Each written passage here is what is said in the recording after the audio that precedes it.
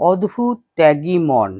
ঠাকুরের ত্যাগী মনের গঠন প্রসঙ্গে স্বামী শারদানন্দ লিখেছেন, ঠাকুর বলিতেন, বেদান্তের নির্বিকল্প সমাধি উপলব্ধিতে উঠিবার পথে সংসারের কোনো পদার্থ বা কোনো সম্বন্ধই তাহার অন্তরায় হয় নাই। কারণ পূর্ব হইতেই তো তিনি শ্রী শ্রী জগদম্বার শ্রীপাদ পদ্ম সাক্ষাৎকার করিবার নিমিত্ত যত প্রকার ভোগ বাসনা ত্যাগ করিয়াছিলেন। মা, এই নে তোর জ্ঞান, এই নে তোর অজ্ঞান, এই নে তোর ধর্ম, এই নে তোর অধর্ম, এই নে তোর ভালো, এই নে তোর মন্দ, এই নে তোর পাপ, এই নে তোর পুণ্য, এই নে তোর যশ, এই নে তোর অযশ, আমায় তোর শ্রীচরণে শুদ্ধা ভক্তি দে, দেখা দে। এই বলিয়া মন হইতে ঠিক ঠিক সকল প্রকার বাসনা কামনা শ্রী শ্রী জগন্মাতাকে ভালোবাসিয়া তাহার জন্য ত্যাগ করিয়াছিলেন। হায়, সে একাঙ্গী ভক্তি প্রেমের কথা কি আমরা উপলব্ধি দূরে থাক, একটু কল্পনা করিতে পারি? তিনি যেমন বলিলেন, মা, এই তোর দেওয়া জিনিস তুই নে।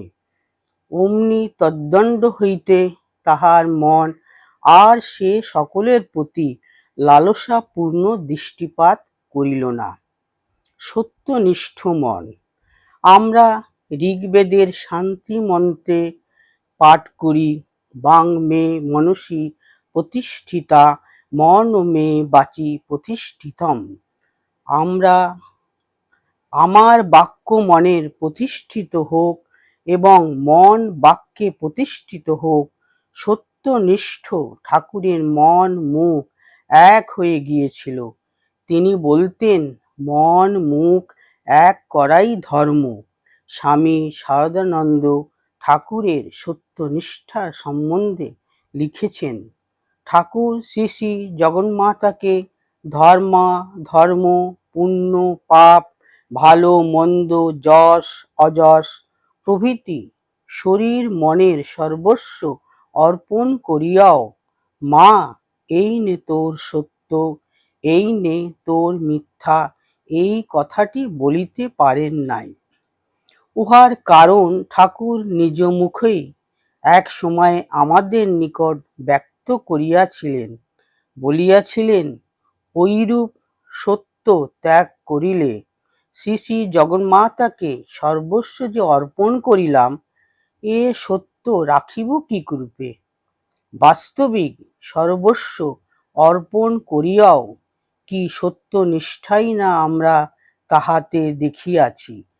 যেদিন যেখানে যাইব বলিয়াছেন, সেদিন ঠিক সময়ে তথায় উপস্থিত হইয়াছেন। যাহার নিকট হইতে যে জিনিস লইব বলিয়াছেন, তাহার নিকট ভিন্ন অপর কাহারও নিকট তাহা লইতে পারেন নাই। যেদিন বলিয়াছেন, আর অমুক জিনিসটা খাইব না বা অমুক কাজ আর করিব না, সেই দিন হইতে আর তাহা খাইতে বা করিতে পারেন নাই। ঠাকুর বলিতেন, যার সত্যনিষ্ঠা আছে সে সত্যের ভগবানকে পায়।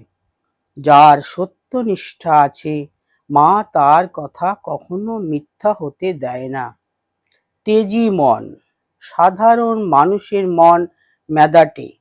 ঠাকুরের মন ছিল শুকনো দেশলাইয়ের মতো, একটু ঘষা দিলে দপ করে জ্বলে উঠত, উদ্দীপন হতো। সামান্য তুচ্ছ ব্যাপারে আমাদের মন ভেঙে পড়ে, আমরা দিশেহারা হয়ে যাই। ঠাকুর ডাকাত পড়া ভাব ভালোবাসতেন, মিনমিনে ভাব পছন্দ করতেন না।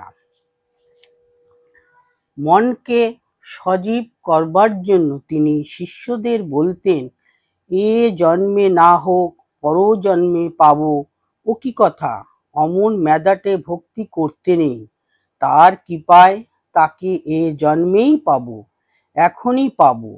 মনে এই রকম জোর রাখতে হয়, বিশ্বাস রাখতে হয়, তা না হলে কি হয়, ওদেশের চাষিরা সব গরু কিনতে গিয়ে গরুর ল্যাজে আগে হাত দেয়।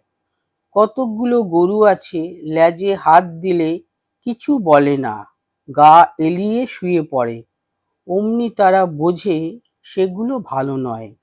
আর যেগুলো ল্যাজে হাত দেবা মাত্র তিরিং মিরিং করে লাফিয়ে ওঠে, অমনি বোঝে এইগুলো খুব কাজ দেবে, ওইগুলোর ভিতর থেকে পছন্দ করে কেনে। মেদাটে ভাব ভালো নয়, জোর নিয়ে এসে বিশ্বাস করে বলো তাকে পাবোই পাবো, এখনই পাবো, তবে তো হবে।